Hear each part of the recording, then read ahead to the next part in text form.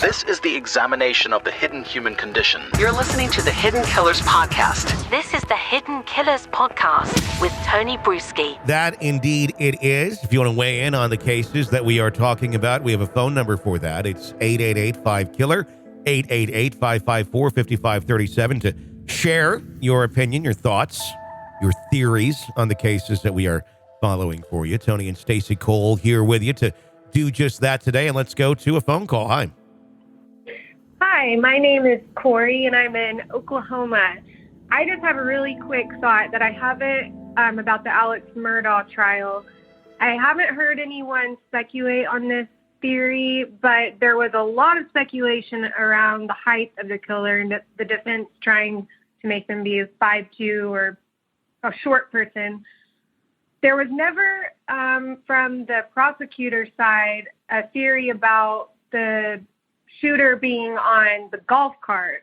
And I had been wondering if they were going to bring it up. And then once Alec got on the stand, there was a time where he rambled about a bunch of stuff. But during one specific time, he's rambling about where the golf cart was parked and how it wasn't parked where it normally was. And that could have just been him trying to just make up another story in his web of lies. But I thought that was really interesting. And I don't know, maybe someone has already brought up that theory, but there was also apparently tire track marks on Maggie's legs. So I don't know, just something that I wanted to see or kind of get your thoughts on. And that's basically it. I was just going to keep it short and sweet. I love your podcast. Thank you so much. Bye. Thanks for your thoughts there. There was a tire marks near Maggie or on Maggie's on her leg. They never really expounded upon that very much other than stating that. As far as a shooter being on the golf cart, I don't know that there was much evidence to that because it was in a very tight location in that building, that room. In the dog kennels, so I don't know that really would have made much logical sense for a drive-by golf cart shooting. My theory, which I think they should have really gone with, was garden gnomes.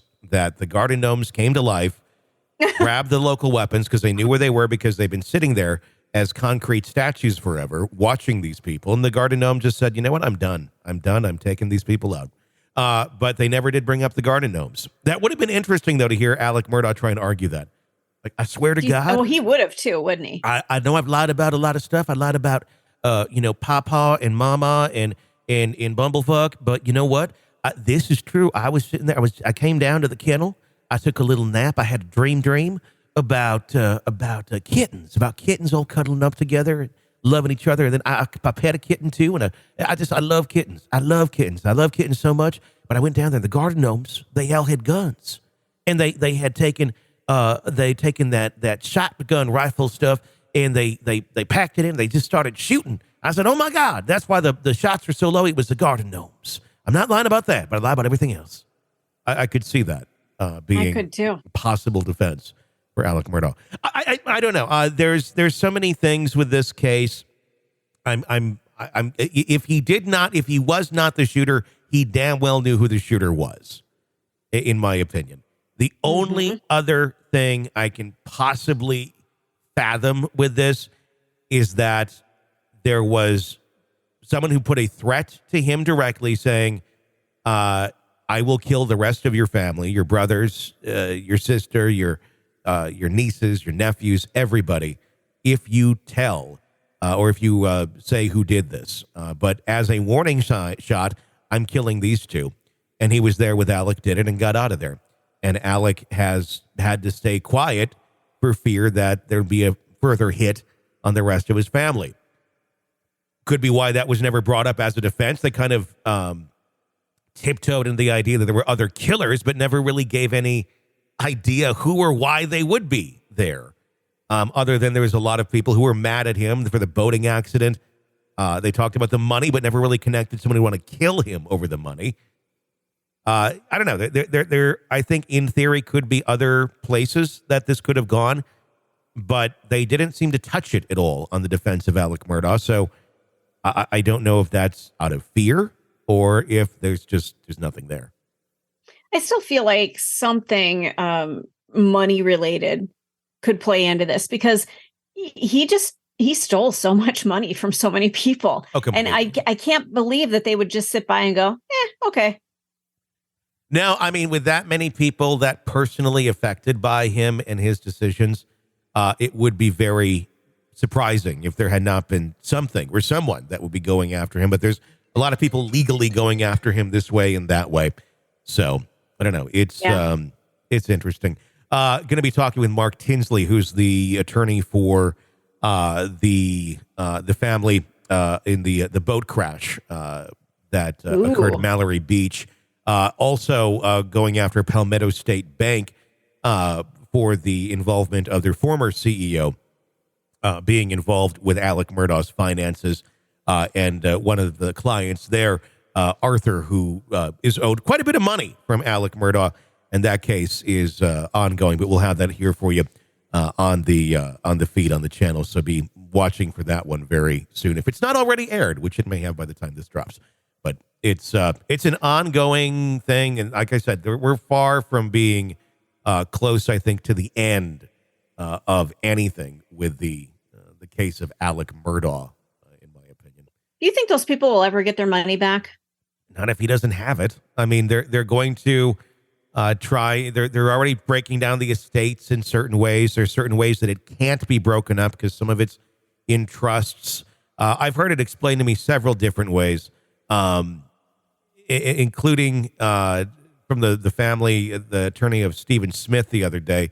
Alec does have like more than $1 million that is in a trust that cannot be touched by anything at this moment in time. But we'll see. We'll see. I mean, at some point it's going to run out.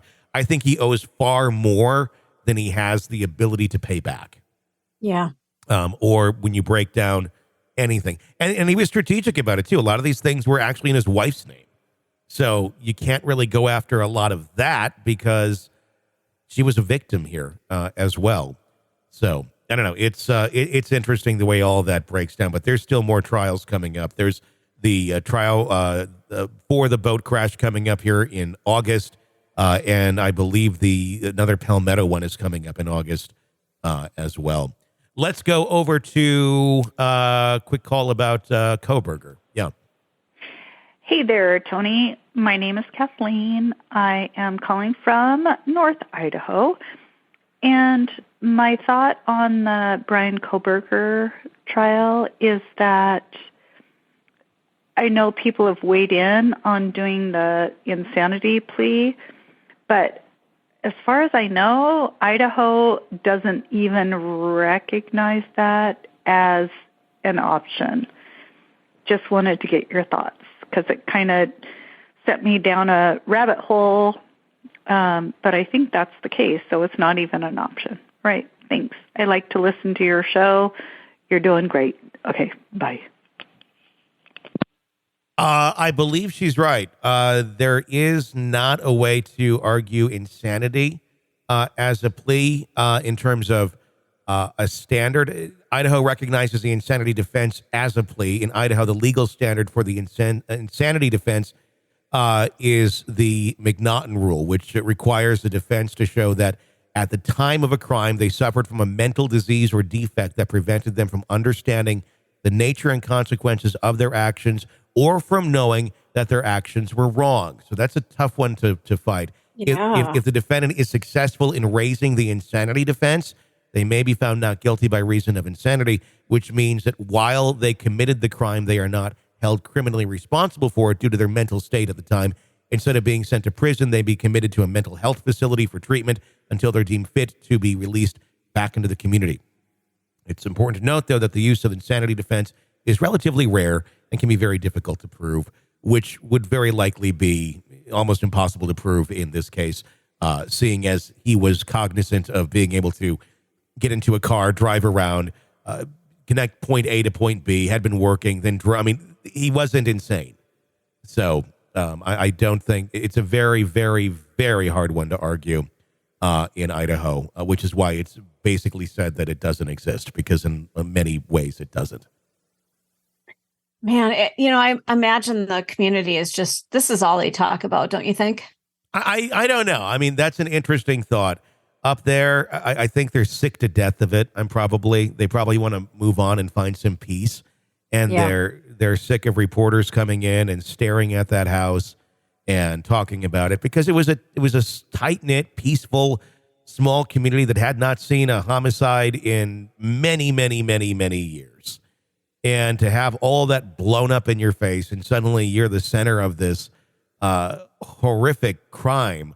I don't know that. I don't know. If I was there, I probably wouldn't want to be talking about it, just because it's been done. I don't know.